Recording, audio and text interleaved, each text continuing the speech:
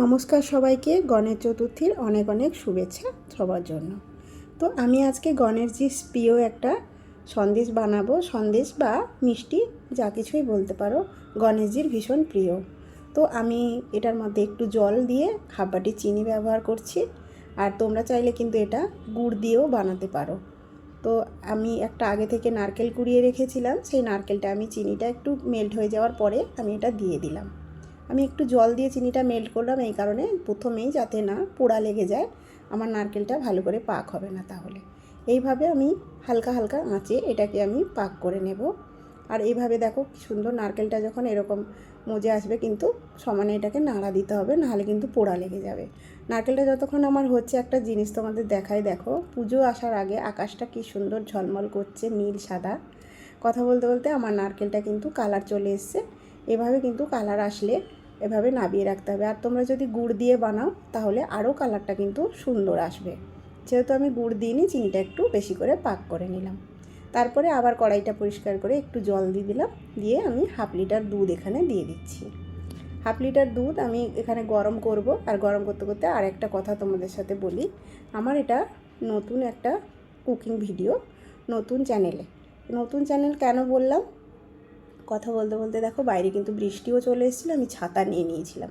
তারপরে আমি এটার মধ্যে সুজি দিয়ে দিলাম 400 গ্রাম, একটু বেশি করে দিচ্ছি। কড়াইটা কিন্তু আমার ছোট হয়ে গেছে, ঠাকুরের কড়াই তো এটা, ছোট করেই কিনেছিলাম। তো সুজিটা আমি এইভাবে হাত দিয়ে নাড়াচাড়া করে নিচ্ছি। দেওয়ার পরে দেখো কি সুন্দরভাবে এইভাবে গোল গোল গোল যখন কড়া থেকে উঠে আসবে, এটা কিন্তু ননস্টিকের বাসনে বানালে একটু কিন্তু কড়াই আটকাবে না, আমার অ্যালুমিনিয়ামের বাসন বলে একটু আটকে গেছে। তো এটা নাবিয়ে নেওয়ার পরে একটু ঠান্ডা হয়ে হাত ছোঁয়া যখন গরম থাকবে, ঘি দিয়ে এভাবে সুজিটাকে ভালো করে মেখে নেব। মেখে নিলে কী হবে, সুজিটা একদম স্মুথলি একদম সুন্দরভাবে মিষ্টিগুলো তৈরি হবে। তো হাত দিয়ে আমি এভাবে মেখে নিচ্ছি। আর আমার এটার নতুন ভিডিও কেন বললাম, আমার আগে একটা ছোট পেজ ছিল, ওখানে কয়েকটা ভিডিও আমি আপলোডও করেছিলাম, কোনো কারণবশত ভিডিওগুলোর জন্য আমাকে চ্যানেলটা বন্ধ করে দিতে হয়েছে।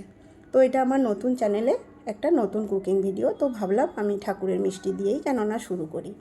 তো আমি এই মোদকের ছাঁচটা কদিন আগে কিনেছিলাম, একদমই নতুন। প্রথমেই আমি একটু ঘি লাগিয়ে নিয়ে কয়েকটা বানিয়ে নিব, কিন্তু তারপরে কিন্তু আর ঘি লাগবে না, একবারেই ঘি লাগিয়ে দিলে হয়ে যাবে। তারপরে এটা এভাবে সুজিগুলো দুদিকে দিয়ে একটু ঠেসে ঠেসে তারপরে সে নারকেলের যে পুরটা বানিয়ে রাখা ছিল ওইগুলো মাঝখানে দিয়ে দিব।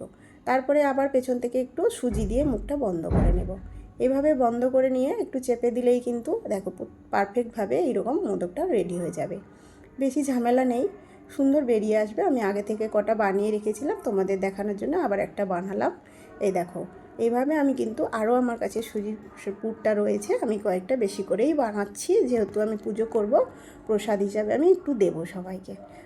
নিচে নেবে এসে আমার ঠাকুরের পুজো করা হয়ে গেছে। আমার গণেশজিকে কেমন লাগছে সবাই একটু কমেন্টে বলো। এভাবে আমি মোদকগুলো বানিয়ে একটু ঘি দিয়ে ওপর থেকে কেশর একটু লাগিয়ে দিয়েছি দেখতে সুন্দর লাগার জন্য। তো কেশরও গণেশজির ভীষণ প্রিয়, তো প্রসাদ হিসাবে আমি সবাইকে দিয়েছিলাম, কিন্তু সেটার ক্লিপ আমি নিইনি।